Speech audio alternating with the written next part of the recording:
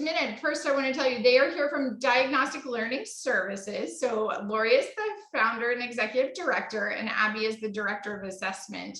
And we were really looking to go deep into testing, which is their area of expertise. We haven't done one of these expert webinars specifically around testing and how to get your child tested and what the different tests might be. It's a question we get asked a lot, so we're really excited to learn tonight from the two of them all about testing for dysgraphia and what parents need to know. So with that, welcome to Laurie and Abby, and you guys can take it away as we go through the webinar. I think that you can use the Q&A. We will make sure that is enabled. So put your questions into the Q&A, and then we will be taking some time at the end to answer them. Perfect. Thank you for having us. Thank you. Yeah, we're very excited to be here. I'll let you share your slides. Perfect. Okay, I'm Laurie and this is Abby. And thank you guys for having us today. We're super excited to share what we know and what we do every day when it comes to assessing children and adults for a variety of learning disabilities. Obviously, today we're going to focus on writing. Our goal today is just to kind of walk you through the process of what an evaluation tests for. If you have any other specific questions, please don't hesitate to drop them into the Q&A. I am going to pull up our slideshow, so give me 1 second. And I am going to, we're going to go ahead and get started. So like I said, my name is Laurie. This is Abby. We're going to just jump right in. So Abby, I want to let you get started. Okay. So just to talk about the term, actually, learning disability, throughout the nation, there are varieties of terms people use: learning disability, learning difference, learning challenge, learning difficulties. But when we're really talking about schools, the schools are talking about it being called a specific learning disability, or SLD. And an individual has a learning disability, typically with average to above average intelligence or overall ability, and they have a deficit or a weakness in one or more academic areas. Also, a learning disability or a specific learning disability typically involves a weakness in one or more of your major cognitive processes, such as your verbal comprehension skills or verbal reasoning skills, your processing speed, your working memory, your visual spatial skills, and then a weakness in an academic area, such as basic reading, written expression, math calculations, math fluency. These are the specific areas that schools are looking for if they're evaluating your child for a specific learning disability. You can have a specific learning disability in basic reading, reading fluency, reading comprehension, math calculations, math problem solving, written expression, oral expression, and listening comprehension. So learning disabilities, as we all know, also can include, and they should include, dyslexia, dysgraphia, dyscalculia, and even ADHD. Okay. And I forgot about my next slide. And that really comes from the IDEA, the Individuals with Disabilities Education Act, helps delineate and define those areas of specific learning disability. Okay, some of this, I apologize if I'm being a little bit repetitive or getting ahead of myself. When we talk about, looking for underachievement in an area to part of the evaluation for a specific learning disability, that underachievement, we're really looking to see, is the individual performing below grade level expectations, below where they should be for their age range, and also despite having adequate instruction. That's important. That is very important. And that is something actually in public schools, they're making sure to rule out adequate instruction. They're even looking at attendance. You know, if a child has had a great deal of a great number of absences and they don't feel like they have been in school enough to have received appropriate instruction, they might say, well, that's an exclusionary factor and we're not going to identify your student with a specific learning disability. They also look at language factors, cultural factors, socioeconomics factors, things like that. And then with a specific learning disability in written expression, we are really looking at an individual having difficulty expressing their thoughts in writing clearly in an organized manner with logical flow, with appropriate grammar. So really, we're going to get into the nitty-gritty of what schools are looking at as far as specific learning disability in written expression versus the term dysgraphia and what we're looking at for dysgraphia. Now, some individuals with a specific learning disability in written expression may also have difficulty with the physical aspects of handwriting, forming their letters, using adequate spacing, writing on the lines, staying within the margins, etc. And then dysgraphia defined really is a written language disorder in serial production of strokes. So in difficulty with the sequencing of the strokes needed to make a handwritten letter. Not only does it involve motor skills, you know, a lot of people think that it's only strictly related to your fine motor skills and fine motor control. It is actually still considered kind of a language-based disorder also, in that the individual could have difficulty with retrieving or producing letters, retrieving, you know, thinking of a sound, retrieving the letter that goes with that sound, and then being able to write it on a piece of paper. And then the impaired handwriting may interfere with spelling and or composing, but individuals with only dysgraphia do not have difficulty with reading. And there is, you know, we hear a lot of parents call and think, well, my child has dyslexia, so I think they probably have dysgraphia also. Or I want to look at all of the dys's, dysgraphia, dyslexia, dyscalculia, because they think that they're all related because of the dys part of the word. And actually, it's a myth. It is a myth. And the dys, dys, comes from the Latin root difficulty with. And so that's the only thing they have in common. You know, dysgraphia is difficulty with the graphomotor aspects of writing, whereas dyslexia is difficulty with language. Dyscalculia is difficulty with calculations, things like that.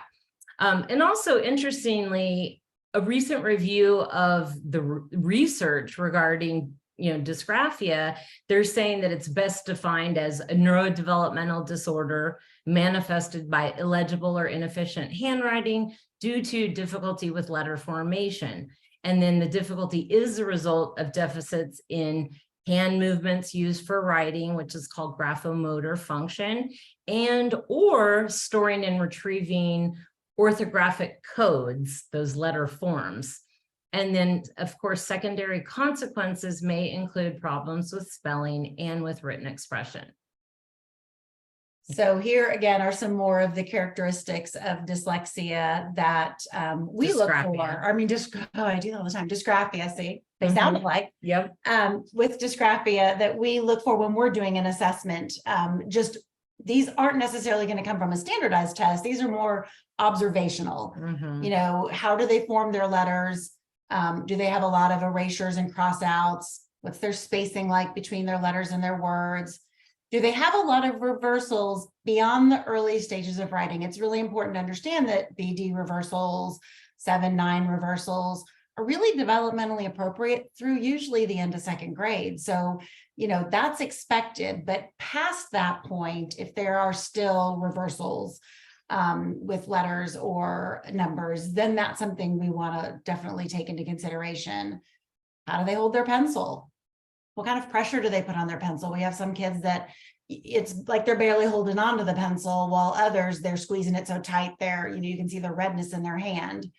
And then the slow writing or copying, with legible or illegible handwriting. So if their writing fluency is very slow, or they have a very difficult time copying, not just from the board to the paper, just from one place to another, whether it's from the top of the page or from another piece of paper, even if it's legible and it's slow, that's something we want to take into consideration. Looking at all of that, some additional consequences we're going to see is difficulty with that unedited spelling and a low volume of written output. So a student that struggles with all of these characteristics, they're going to come up with the shortest, most concise way to put their thoughts on paper, because making it long and wordy is a lot of work, and it hurts and it's hard to read. So they're going to come up with the most concise way to get their message on paper, and they're probably always going to be done first. Right. Limited, very limited output, where they could sit there and tell you a million details and tell you a story orally, with, great elaboration and detail. When it comes to getting it down on paper, they're doing probably the bare minimum. And we'll do that a lot of times. We'll ask the student, well, tell me what you're going to write. Let's talk about it and see what ideas they have and what ideas they've generated. And then we'll say, okay, let's get that written down. And then we'll compare it to what they've written on the paper. So that difference in their verbal output versus their written output. Mm-hmm. And that a lot of those characteristics and that, data that we were just looking at, it is very subjective, which I know that is very frustrating to parents, to teachers, to evaluators, to everyone. But, Laurie and I, when we're evaluating a student, we really do try to look at a preponderance of evidence and really analyze their writing and watch them write and look at letter formation and look at what's typical for their age. A lot of parents get really concerned with, huge letters and messy handwriting and whatnot, when it might be pretty typical for a kindergartner or a first grader, things like that. So, evaluating a specific learning disability in written expression and dysgraphia, we believe, and the schools follow this same principle, that it has to start with a full comprehensive evaluation by certified individuals. So you can't have, your child's tutor evaluate them for dysgraphia. We are trained, we are educational diagnosticians. In some states, it's a school psychologist or a psychometrist, but we are specifically trained in administering standardized tests, evaluating all the data, informal data, formal data, and really determining if there is a learning disability going on. And we're looking for that evidence of dysgraphia or seeing if they meet that diagnostic criteria for a specific learning disability in written expression. And of course, I think in addition to all the formal testing we do, the informal data is very important as well. We want to get parent input and how their child started out with, coloring. Did they hate coloring? Did they have a hard time staying in the lines and scribbling, and they weren't into drawing or, using crayons in preschool? We also want teacher input and teacher data and some work samples, because in a testing session, there's not a ton of writing you can get out of a kiddo, especially if they are struggling with writing. So it's really good to look at all that you can get. And then when we choose tests, there are so many different types of standardized tests out there. I'm sure some of you guys have heard of, something called the WISC or the Woodcock-Johnson, Stanford-Binet, the Comprehensive Test of Phonological Processing. We make sure to choose these standardized tests that are considered valid and reliable. Valid meaning they actually are truly measuring what they are intended to measure, and research has been used and they've been developed over time. And they're reliable, meaning that you're going to get pretty much the same results from 1 week to the next. That's what we mean when we say those tests are reliable. We also, in addition to them being standardized, where we follow very specific standardized procedures in administering these tests, they're also called norm reference tests. So that means that we are comparing that child, that individual, to same age peers across the nation. So the test developers of these tests we're using have created a cross section of the population of the US. So many different people of different ages, races, ethnicities, all of those different factors. And then of course, looking at multiple measures of writing abilities. And then also, I think it's important to make sure that we're using tests that align well with the student's age. And if they, are a second language learner, we need to make sure that we're choosing a test that doesn't have a ton of language and really complex and wordy instructions. So that is something we look at, the student's native language. We make sure the test is administered that way. And then beyond looking at identifying dysgraphia, we're looking beyond standardized assessments, as I said, with their educational history, early language experiences, handwriting, spelling, all of those difficulties. And then, of course, the informal data that I mentioned before. I think the informal data is so important. I think that's, like Abby had talked about earlier, the preponderance of evidence. The standardized scores are helpful and it gives us an idea of where the student falls compared to their peers. But the informal data is really important to take into consideration too. And I think as we go through this and we talk about a little bit about, the question of, well, how come my child didn't qualify for services through special education? I think that's kind of where the breakdown happens, because everything that qualifies you for those services are really based on standardized test scores. Mm-hmm. And so we'll talk a little bit about why there is that discrepancy. Go ahead. Okay. And of course, when we are evaluating for a specific learning disability in written expression or dysgraphia, we are making sure to assess letter formation, handwriting, word or sentence dictation, both timed and untimed, their ability to copy text, their written expression.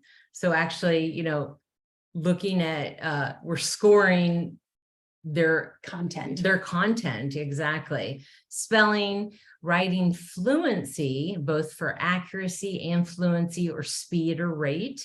And then we also look at their cognitive processes, or what you can also think of their different intellectual abilities and processes. I think that the timed versus untimed is really important, because I've had a lot of teachers, parents tell me that teachers will say, well, when they take their time and go slow, their handwriting is a little bit better. And I'm sure it is, but in a classroom setting, day to day, you can't do that. You still have to finish your tasks within a timely manner. You don't have all day. Mm-hmm. And so the speed that they can get their writing out in a legible manner is important. So the timed versus untimed is a big part of that. Mm-hmm.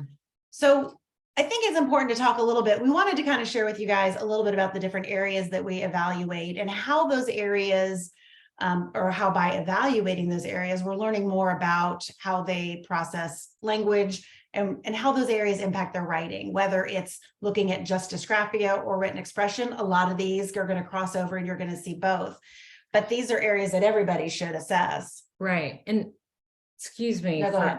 I just thought of one thing. I think it is important before we dive deeper into all of the areas that we're evaluating and how they relate. We were talking about standardized tests and standardized test scores. And I think something that probably a lot of people want to know, parents and even educators in the school sometimes don't understand, this child struggles so much. Why did they not qualify for services? So schools are very bound by specific scores. So for example, an 85 or below on a standard score is considered a weakness or below average. The average range in most school districts, if they're following what, the federal laws are saying, they're looking at really 85 to 115 as the average range. We actually sometimes look at, what we call those shady 80s, like low average abilities, and an 88, you still could be really struggling even with an 88. But schools, they really are hard set on the tests they administered. And if the child did not score below this number, then it's not truly a weakness. And they also are looking at, is there a pattern of strengths and weaknesses? And I'm not going to get way too much into how we are told to identify specific learning disabilities in the public schools, but there's different methods that are being used out there. But the most common one is that they're saying that the child should demonstrate a pattern of strengths and weaknesses in their cognitive abilities and strengths and weaknesses within their academic abilities. So there are times where we'll see an evaluation come from a school where the child didn't have any weaknesses in any of their cognitive processing areas, but they did have a weakness in an academic area. But the school will say they don't have a specific learning disability because they didn't have any weaknesses, or, they didn't have a pattern of strengths and weaknesses. Whereas again, in the private sector, we're able to, we have more flexibility. We follow best practices, but again, we're looking at a preponderance of evidence. If you say he's struggling with writing, I see him struggling with writing, struggling with the 7 different things out of 9 things, then, we might say dysgraphia. An 88 is going to be a below average score. And I think, and that is very true. They are very much black and white, and the scores have to fit in a specific box in a specific way. And when they don't, that's where I think we get the most frustration from parents. Like, we did the testing but we know there's something wrong. And I am a firm believer in the mom gut.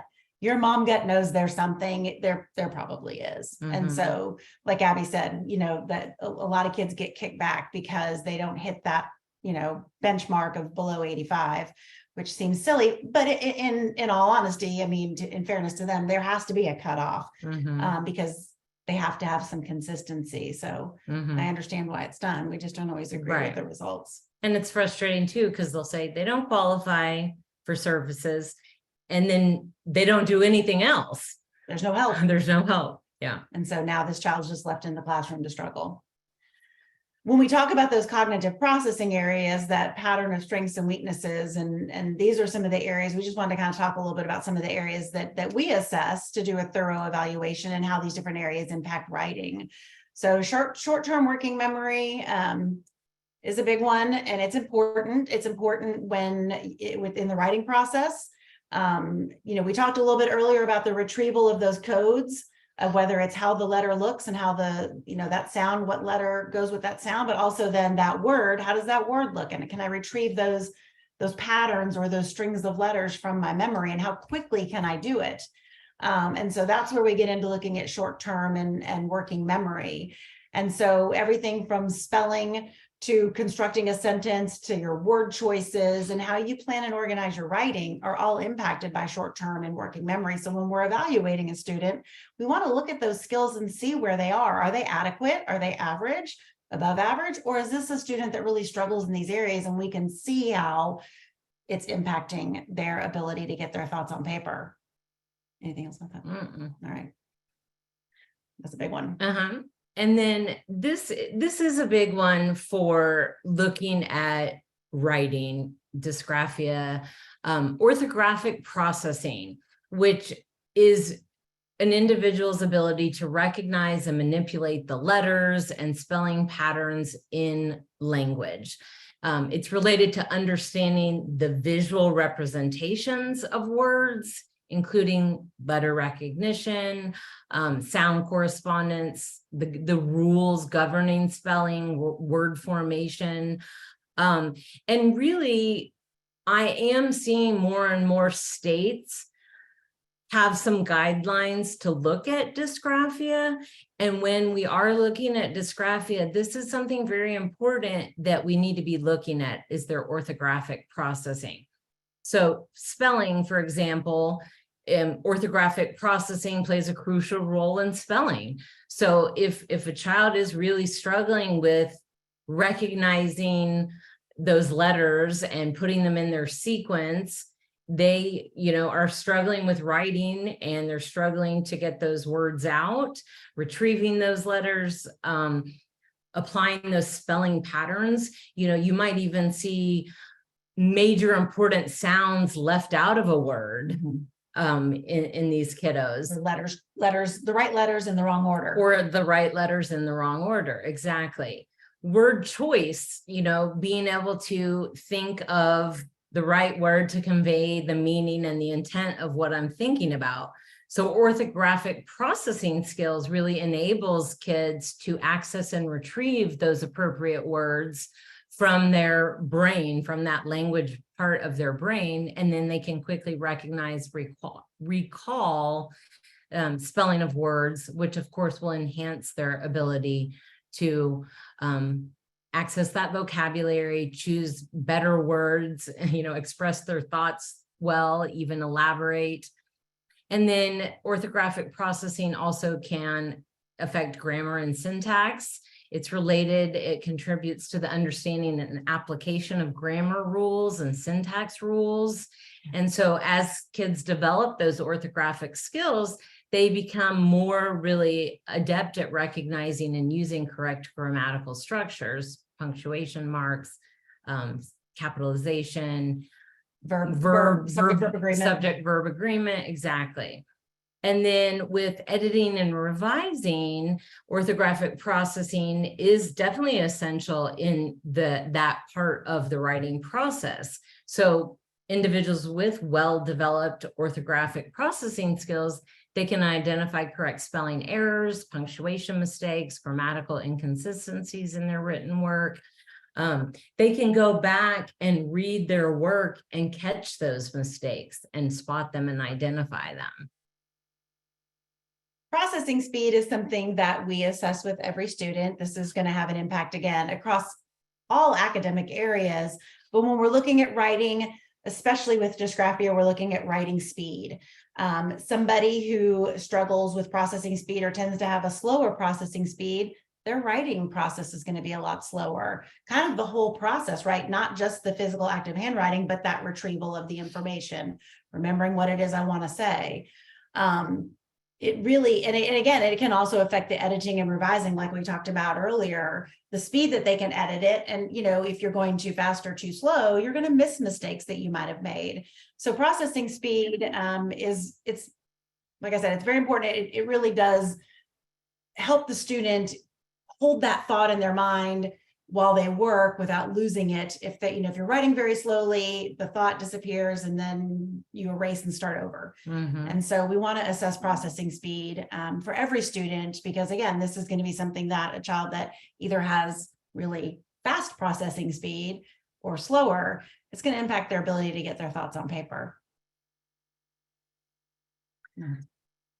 Okay, visual processing. We look at visual processing. Sometimes it's called visual spatial skills.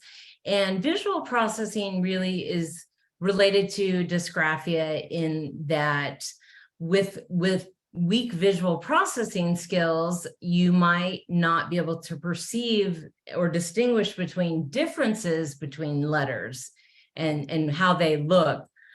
Which can lead to difficulties in reproducing the correct forms, the shapes, resulting in that illegible, distorted handwriting. This is where those kids where we talked about letter reversals beyond the early stages of writing, BD, PQ, numbers, oftentimes it's a result of some visual processing difficulties. Visual processing also involves your hand-eye coordination, which is very important to handwriting. And so if you struggle with visual processing, it makes it very difficult to guide your hand movements and to, look at how a letter, you start at the bottom and go up and then around and move around.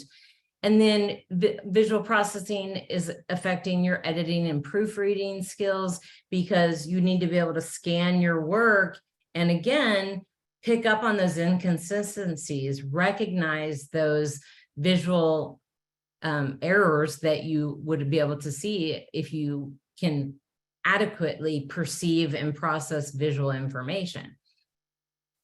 Abby and I have become, I feel like, pretty knowledgeable in the area of visual processing, that a lot of our students that we've diagnosed with dysgraphia also sometimes have a visual processing disorder that's impacting their writing. And so we've worked very closely with some of the optometrists in our area to really become as knowledgeable as we can about it. But we have referred several students to see them for an evaluation, because this is something that there might be something going on visually that can be addressed. So visual processing for us, kind of in our day-to-day life, goes hand in hand with dysgraphia. We see it. So not everybody has one that has the other, but right, more often or not. And I do want to add that schools do evaluate visual processing and visual spatial skills as part of their full evaluations. However, in our experience, correct me if I'm misspeaking, the majority of evaluators in public schools are not knowledgeable about visual processing disorders, which even if a lot of parents, they will take their child to an optometrist to figure out, if they're struggling with reading or with writing, they want to rule out any vision issues, or the teacher might encourage you to rule out any visual issues. Vision. A regular optometrist does not always pick up on visual processing disorders. We refer to mostly developmental optometrists or optometrists that are trained in visual processing disorders and vision therapy. So, if you suspect that your child, if they have very low visual processing scores in their testing that the school did, and you're seeing reversals beyond those early stages of writing and really inconsistent spacing between words and letters floating up above the line, and difficulties, a lot of things that look like dysgraphia, it may be dysgraphia and visual processing deficit or visual processing disorder. Or, if they say the handwriting is not that bad and their letter formation is not that poor, or their spacing is okay, but you're seeing reversals, reach out to somebody that might know more about visual processing disorders. And we're going to share our email addresses as well. And so you guys can always contact us for more information there. One of the things here that we didn't touch on is just the being able to create mental images and visualize. We have a lot of students that have a hard time visualizing something. We'll ask them when they've read a story, did you play a movie in your head? And they'll say no. And asking them, do you ever do that? No, I don't even know how. And when you're going to write a story, it's really hard to write a story when you can't picture something, whether it's the story or the words that you want to spell. So that ability to visualize is very important in the writing process. And really hard to measure. Even letters, to be able to picture it in your mind's eye.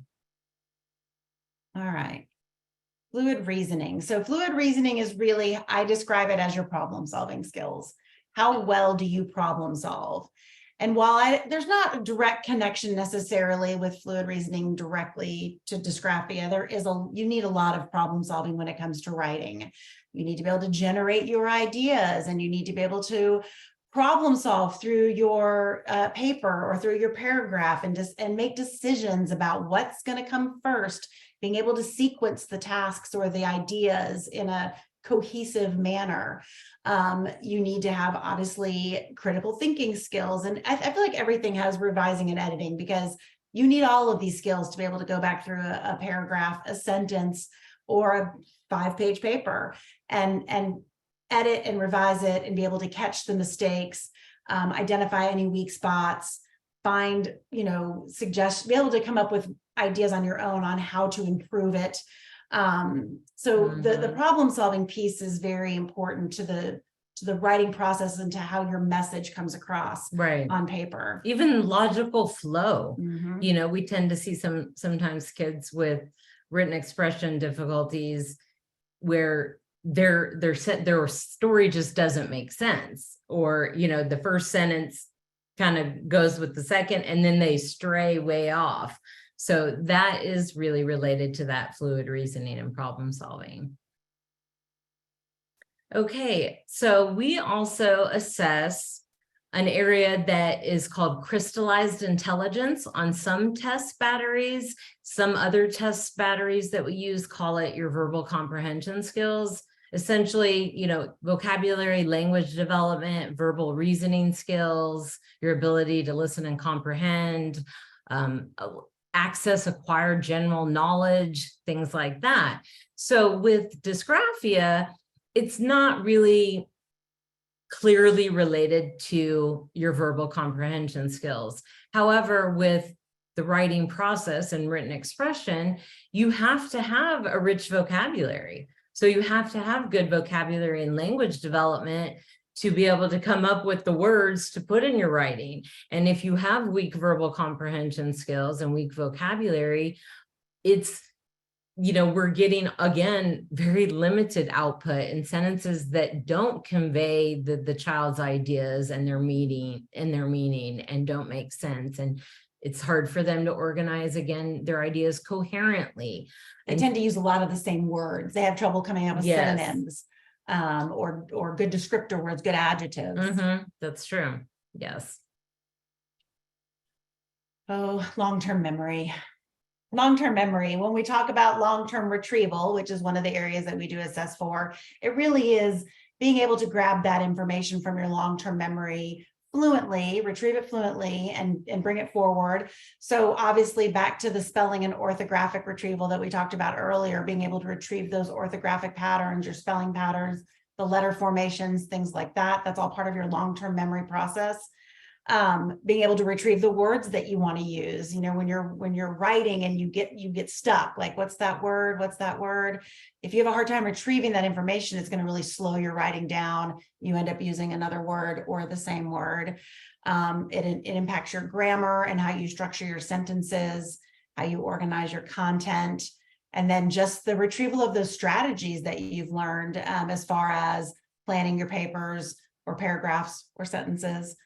Organizing them, and then again, editing and revising your work. So that long-term retrieval piece is very important when we look at the writing process. And it's, it's always interesting to see kids that are really, really good at this, and then those ideas just flow so much faster and so much more fluently.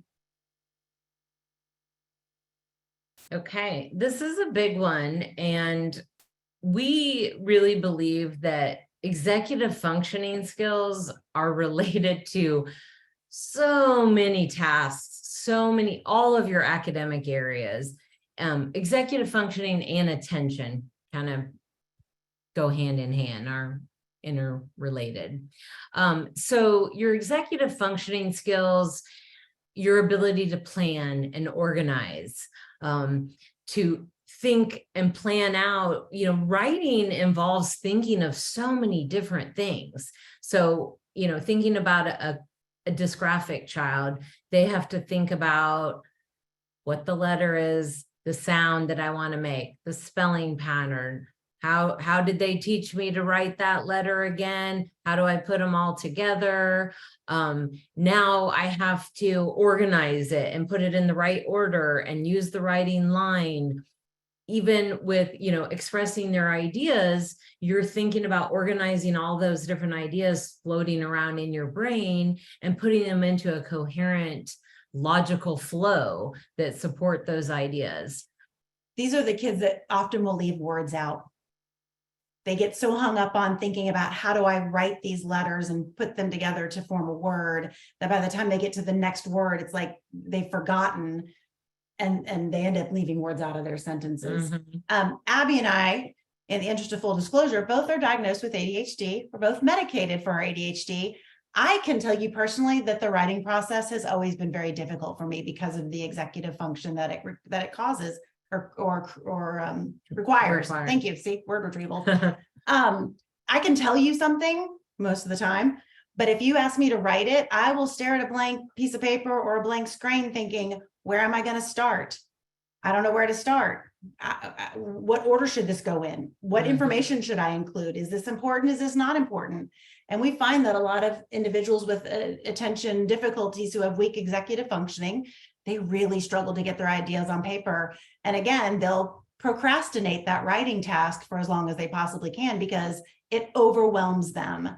And so, you know, we talk a lot about this with our students who have ADHD and adults, and strategies on how to sort of overcome that analysis paralysis piece, because the writing process in itself is very daunting. And then if you pile dysgraphia on top of that, where the writing is hard, it hurts my hand, you can't read it anyway, why bother? Then you can just add that to the list of things that people with ADHD or executive functioning issues struggle with. And then attention and focus, of course, you know, you have to be able to sustain your attention long enough to get all of those words out again, legibly, correctly spelled, letters formed correctly, using, you know, the right vocabulary cohesively. And so attention and focus is important for writing, being able to avoid distractions. And, you know, when you're in the middle of a story and not what we call squirrel off into, oh, that made me think of, oh, this little boy that I saw yesterday on a skateboard, and then their story kind of ends up going off on a tangent. So attention and focus is very important for the demands of written expression. All right. So putting it all together. So, you know, when we take all of this information, you know, the informal data, the standardized testing, we want to know, are these difficulties this student is having, are they resulting from a deficit in any of those graphomotor functions, storing and retrieving letters? Are they unexpected for their age or relation to their same age peers or grade peers, despite having adequate instruction in the classroom? So this is kind of where we get into, can you have a learning disability in written expression and not be dysgraphic? Sure. Can you be dysgraphic and not have a learning disability in written expression? That's the big one. And I think that's where we find the biggest struggles, because we've had students that have had amazing content. Can't read it, or I can barely read it, or they have to read it to me, but the content is great. So their written expression is very strong, but the handwriting, not so much. And because of that, they really do require some accommodations, because a lot of teachers aren't going to take the time to try to read it or to allow them to read it to them. And so that's where the breakdown comes in. So you can absolutely have dysgraphia and not a learning disability in written expression, or vice versa. Oftentimes, the dysgraphia is going to impact your content. That is what leads to that learning disability in written expression, but it also can be the frustration point when it doesn't. So you can have one without the other. They do tend to come as a package quite often. And going back to that, you know, public schools and looking at standard scores and cutoffs, if they're not looking at dysgraphia, and if they are not assessing all of the characteristics of dysgraphia and looking at a preponderance of evidence, and they're just giving a standardized test that is measuring their written expression skills, and the child scores, above average in written expression, then they're going to say they don't meet criteria for a specific learning disability in written expression. And they may not pay any attention to the illegibility, the difficulty in reading the child's writing. Yeah, if they're not measuring the orthographic processing and the Right. other areas we talked Looking about. at letter formation, spacing, unedited written spelling, writing on the line, using the margins, all of those things. So unfortunately, it is frustrating depending, what state you're in, what district you're in. They're not always evaluating and really looking at dysgraphia as its own entity and disability.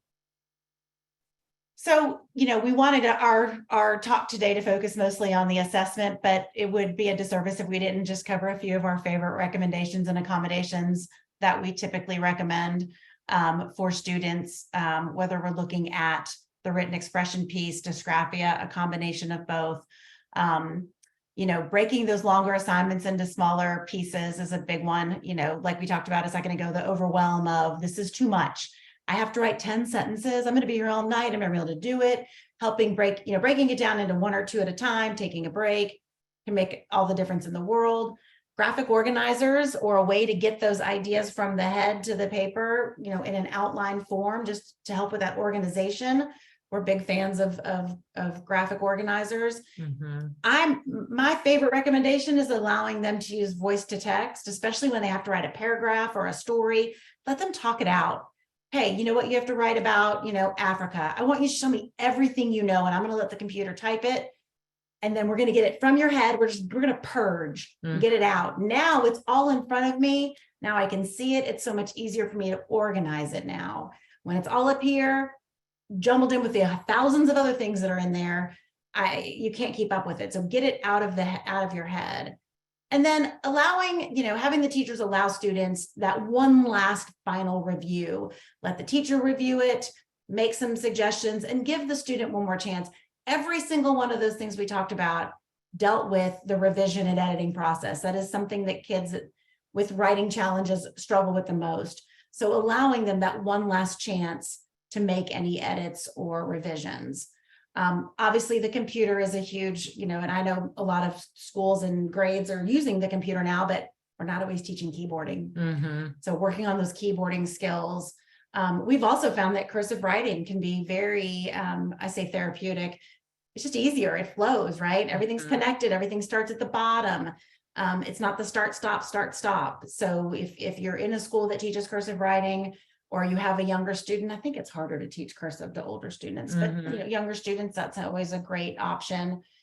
And avoid chastising them. And then this is really more for the teachers, not making fun of, but giving them a hard time for their work. It's not helping. Right. Or assuming they're just being lazy. Yes. Right. Providing any kind of notes or outlines. It's great if you're in a class where they have to take a lot of notes, giving them a copy that's like in the closed format where there's so many different words that are left out. So they still have to pay attention. They still have to follow along, but they're only having to fill in a handful of words versus write every single thing down. And then just reduce the copying aspects. Having to copy math problems from the computer or from the board. Nobody's using books anymore, really. But that copying, so many different mistakes. They can't read it. Their numbers aren't lined up right. So give them a hard copy. And then there are some students that would benefit from being evaluated by an occupational therapist. There are therapies that can strengthen those muscles so that they are better at gripping the pencil. They have more control over their hand and their letter formations. Is that going to, be the thing that they need that's going to make the biggest change? Maybe not, but it can help. All of these things can help. Especially, I think, in the younger years, they can really work. Occupational therapists, not only are they strengthening their fine motor skills, they even make sure that the child has the core strength and the appropriate body, positioning to be able to sit appropriately and hold the pencil correctly and angle the paper and be able to write properly. They can also reteach letter formation and consistency with writing, with spacing. If you are considering asking your school for an occupational therapy evaluation, keep in mind that, occupational therapy in the school settings is considered a related service. So if your child is in special education and has an IEP, or if you are having them evaluated for special education and you are requesting that occupational therapy evaluation, they are trying to determine, the OTs, the occupational therapists, they have to determine that the child cannot make adequate progress on their individual learning goals, curriculum goals, without the service of occupational therapy. So in a roundabout way, it's hard to qualify for occupational therapy services in the school setting. But don't be afraid to request that evaluation if your child is struggling tremendously with writing. So we're going to open up for questions. I know Jennifer's been collecting some, and of course, Yeah, we have a lot of great longer. questions Sorry. in the chat. I want to start with the very beginning where you talked about having to be working kind of at grade level. And we have two related questions to what does that at grade level look like. One had to do with COVID and learning loss, and has that affected what working at grade level looks like? Well, I'll let you take that one first, and then I'll give you the other one. It should. And there's been lots of talk about the tests that we use, the standardized tests were normed prior to COVID. So the students were comparing these individual students to, their learning looked a little bit different. So that is taken into consideration, as to, especially for those younger kids that did K1, 2, via, virtually. You have to take that into consideration. Was that adequate instruction, first of all? And, if it was, there's that. But a lot of times we have to decide, was that adequate? Did they get the instruction they need? Or are these gaps expected? And so that is very subjective right now. I don't know that there's a standardized way to address that. Right. But I know that there's lots of talk about it. But we're also, again, comparing them to same age peers. So if the majority of their peers in their class are lacking those same writing skills, then it's probably very well due to, the COVID pandemic and lack of appropriate instruction. If the majority of their peers are making adequate progress and mastering these prerequisite skills or these basic writing skills, handwriting skills, and your child isn't, then, maybe it wasn't related to COVID pandemic. But that's something the examiner, the evaluator, has got to seek out, and that's not always something that's done. It's important to find out from the parent, talking to the teacher, are you seeing these struggles across, the grade level, across all the kids in your class, or do you feel like this is more specific to this individual student? That's good to know. Thank you. And then the other one was kind of on the other side, and this is one we get emailed a lot too. Parents who have twice exceptional kids, or kids who are almost above grade level smart, often feel they have challenges qualifying because their kids are kind of compensating enough to keep up. How do you handle that situation, and is there any advice there? So because they are compensating, you're exactly right. It is very hard. I will say that schools also, to qualify for special education services, you actually have to meet 2 criteria. One of them being meeting criteria for a disability condition. Under IDEA, there's 13 different disabilities. You have to meet the criteria for one of those disabilities. The second thing is you have to demonstrate educational need. And that's the kicker. And that's where, the unfortunate thing where a lot of kiddos get overlooked. Actually, they sometimes never even get up to the evaluation process, because the school will meet and say, we don't see any educational need. We To even see do testing. to do testing, we see A's and B's, or, their written expression skills are fine. I can, again, barely read what they wrote, but so that is a very hard area. And again, we're looking at a preponderance of evidence, and going back to dysgraphia is not necessarily based on your grades that you're making in the classroom. And I think that those students, we find that when we come across those students, they're the students that tend to fall under that 504 umbrella, where you don't have to necessarily meet the IDEA requirements of a learning disability. You could have a diagnosis from someone like us and get some accommodations, if nothing else. Unfortunately, those parents, if any additional services are needed in the way of tutoring or therapies or things like that, those are usually done, outside of school. But we can at least get them accommodations under 504. Right. And so speech to text, this is always a question. So the first question around speech to text was, are you seeing issues with diagnosis or changes in things now that kids are texting and using speech to text so early and not doing as much handwriting, or is that not affecting the diagnosis? I think so, because in school, you're not doing voice to text. In school, you're still going through all the same, the same learning process for writing that we went through, 30 years ago.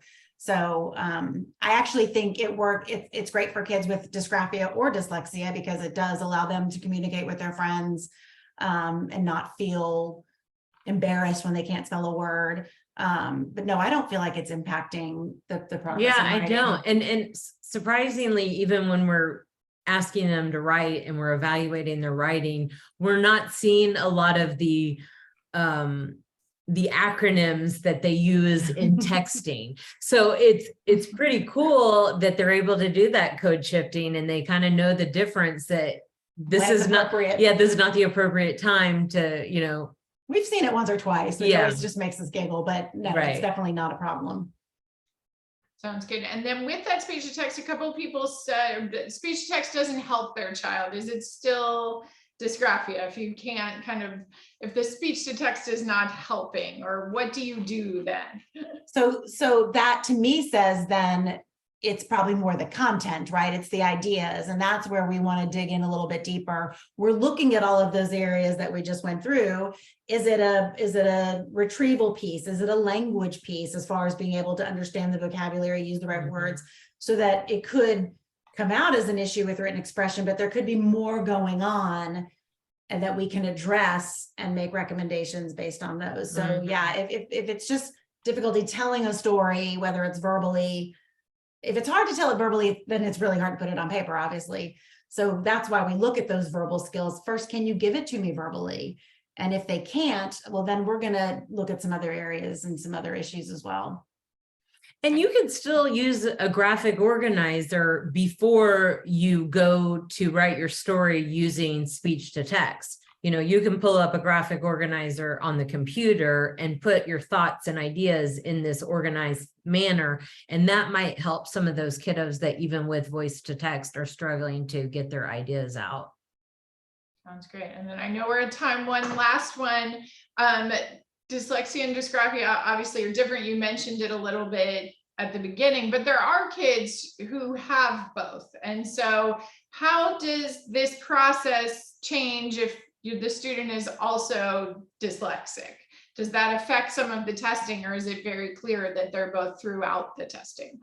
Yes, we do a lot of it really, we're looking at, when we do an evaluation, we're looking at everything. Yep. So we may add a test if we see those difficulties with the phonological awareness and decoding or reading fluency. But no, it doesn't impact the way the evaluation is done, because we're looking at everything. And as we see different needs pop up, we might dig a little bit deeper. But we're still going to make sure we cover all the bases. So, but no, it is very common to have both. Absolutely. Yeah, I was going to add that, even though I said that they're not related and having, it's not guaranteed. It's not, having one does not mean you're going to have the other. They are still common comorbid conditions that occur together. And there were a couple comments about ADHD. I think we anecdotally see that as an extremely common comorbid condition too. You mentioned the executive function. Is that one you are also seeing? And do you have any recommendations for parents who might think that their children have both dysgraphia and ADHD? You know, I think working with an executive function coach or a tutor who specializes in kids that struggle with executive functions, because it's so important to understand that brain and how an ADHD brain works, but also really it's the overwhelm. It really is. It all starts with the overwhelm. This is too much. I don't know where to start. An ADHD brain has a very hard time breaking things into little bitty pieces. So they just see this giant task and they melt down. And so really helping them, okay, you know what? We're just going to start with just this part. We're not going to worry about the rest of this. Let's do this. And then we're going to take a break, or we'll finish the other part tomorrow, or however you can set it up. But like an executive function coach or an ADHD coach is really good at strategies for those kinds of things, especially working specifically with a child and their specific needs. For sure. And this one might be a touchy one, but is probably important information, because we do talk about disparities in these communities and all that, but roughly how much is a comprehensive test outside of a school district was asked. So our comprehensive evaluation is $1,450. And I think we're definitely on the cheaper end. That's a lot cheaper than most of the ones I hear. I would say I usually hear in the $3,000 to $4,000. Yeah, although I live in a major metropolitan area, so it's probably worse here. But yes, and we do ours in person and virtually. So we work with clients around the country, and some of the prices we hear from some of the other cities and states. It's crazy to me. It is crazy. Yeah. So. Okay, well, thank you so much. This was so helpful. A lot of great information, a lot of great comments and questions. We appreciate everybody's time. We got asked a number of times. Yes, this is being recorded and we will be sending it out within the week. We will also post email addresses for Laurie and Abby. So thank you so much for all of that. I'm going to put a quick poll question out for everybody about how much they enjoyed the webinar tonight. And we're going to take a break for this summer. We will be back in late August. I believe it's going to be August 30th with Michael Greschler from the SMARTS program, talking about practical strategies for executive function around writing. So we're excited for that. But for now, this should be out in about a week for people to go back and watch, and feel free to reach out. Dysgraphia Life is info@Dysgraphia Life. And do you want to share your emails? It's Laurie, Laurie at diagnostic-learning.com, or Abby, ABBEY, at diagnostic-learning.com. Great. Thank you so much for your time tonight. And thanks everyone for your attention. Bye guys. Thank you. Thank you.